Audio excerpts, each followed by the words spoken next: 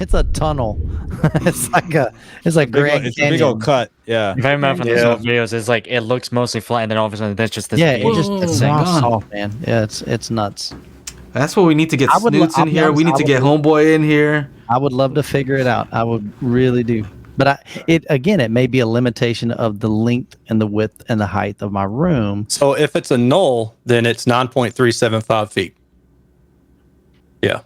So what does that mean? So it's about like 6 feet. So that's where the first null would appear, is at about 9 feet away at 40 hertz. That's okay. So this guy. I'm 9 feet. I'm 9 feet from my screen.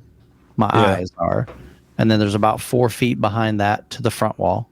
Yeah, is where my subs are. But I mean, technically, the subs are going to be about a foot behind that screen.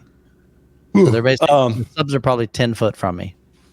Yeah, there's a good calculator online somewhere. I remember. We'll have to look it up maybe offline. But you want to look up like comb filtering, and okay, there's so what a do you do then? for it. Let's say his ceiling's that height.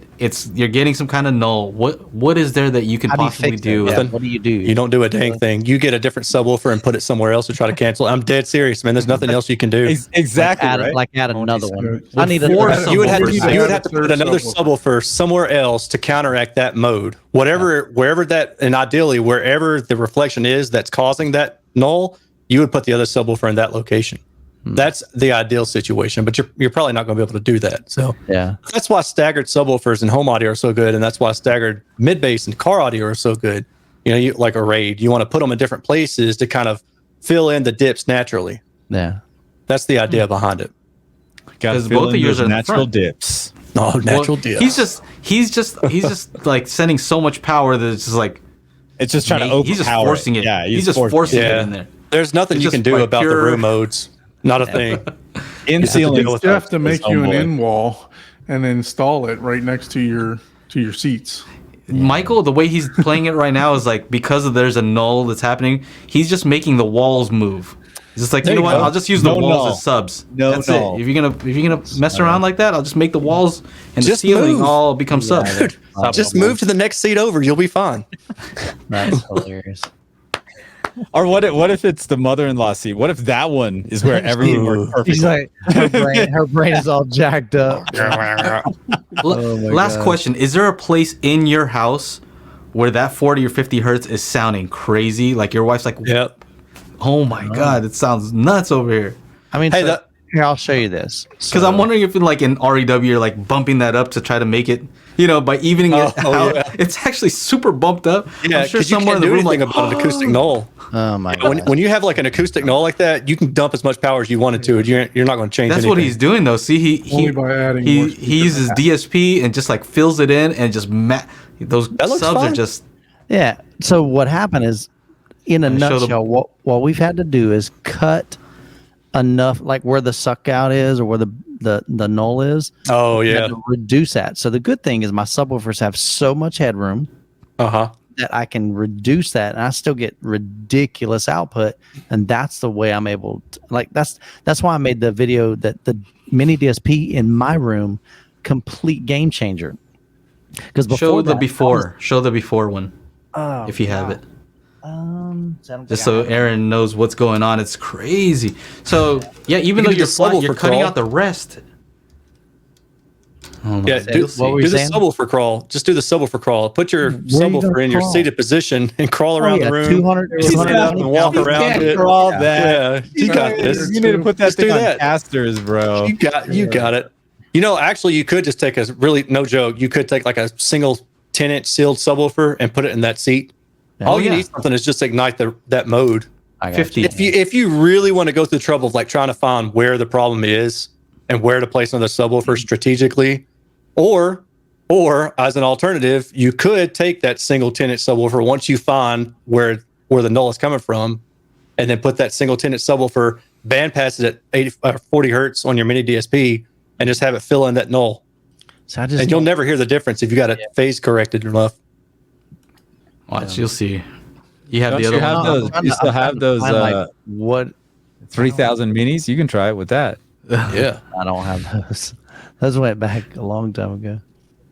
I tell you, man, in car audio, nothing scares me in home audio anymore. Car audio is a beast. Oh, you know what it is, Joe? So it's in the video. Because here's what I do. Instead of showing screenshots of REW, I literally put my camera up and I show it on the screen. And so I just zoom into my screen and show it like live.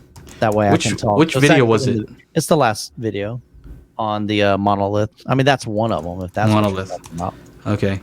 Yeah. I mean, that'll show the dip, you know, okay, so let me when I dip, you dip, we dip. Yeah. All right, here we go. Share. Like I said, man, I would love to figure that out. I mean, in Patogo, Michael, man, you need to fly over to my house, man. He says 40 hertz is pretty easy. So I'm hoping he's thinking about like fixing that. Or maybe he's saying Michael's got another sub. He's got a trick. Corner. He's got a 40 hertz trick. And again, I don't know. So it'd be hard for me to mix that ported sub, like the monolith, with 2 sealed subs up front. I mean, I know you can do it, but I don't think it's ideal. Yeah, so that's like pretty much with nothing. That's just straight up measurement of one subwoofer in the back left corner.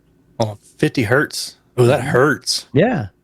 Ouch. Yeah, and this one too. Everything. Yeah. All right. Well, well, here's the thing. So that one over there on the right, that 80, that's not to me that bad because it's so narrow. It's so narrow. Yeah. But here's the question. So is that from the subs that are up front, right? I mean, all your subs are up front. No. This is a single subwoofer in the back left corner. Okay. All right. If you back up, you'll see where I put the monolith sub.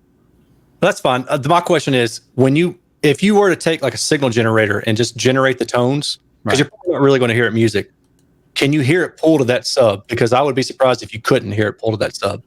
What do you mean hear it pull to that sub? Like hear the sound go from like, I hear everything in front of me and everything sounds like it's anchored up front, but now I hear that sub pull right to the back as I get closer to that 90 hertz.